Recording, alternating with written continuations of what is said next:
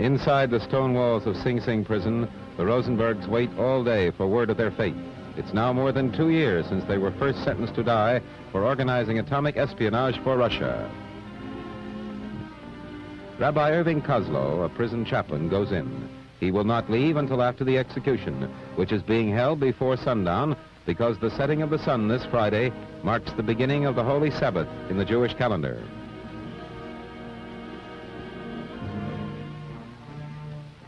A matron, Mamie Creighton, comes out after seeing Ethel Rosenberg.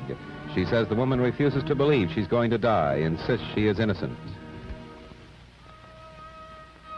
State troopers surround the prison to prevent demonstrations. Again, there are none. The hours pass slowly.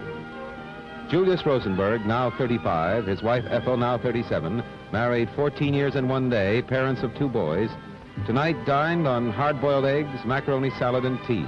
There was no time for the usual last meal. Their fate is decided in Washington. And here is that story from David Brinkley.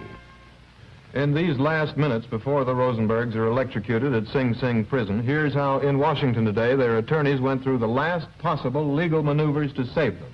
It began at noon at the Supreme Court. Normally quiet, but today surrounded by groups of the curious. The court met at noon. At 12:06, it announced a decision to end the Rosenberg stay of execution.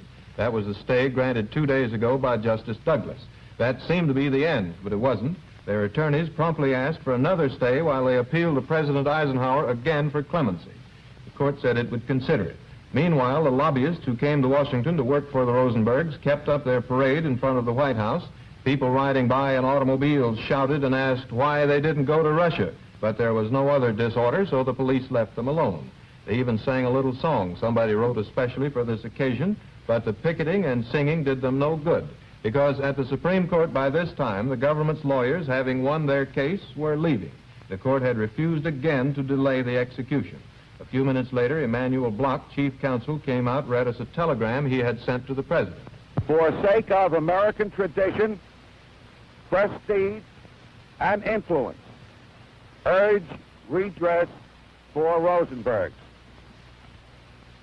Demand you be afforded sufficient time to consider this serious matter. The president's answer came quickly. Here it is, read by a White House press officer.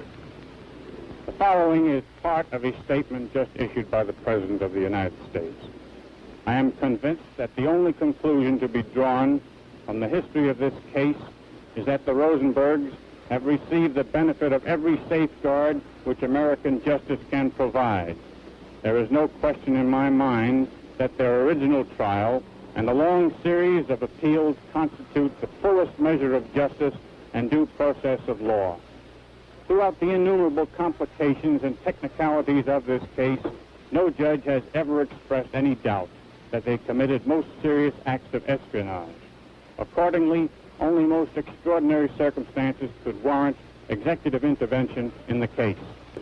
When democracy's enemies have been judged guilty of a crime as horrible as that of which the Rosenbergs were convicted, when the legal processes of democracy have been marshaled to their maximum strength to protect the lives of convicted spies, when in their most solemn judgment the tribunals of the United States have adjudged them guilty and the sentence just, I will not intervene in this matter.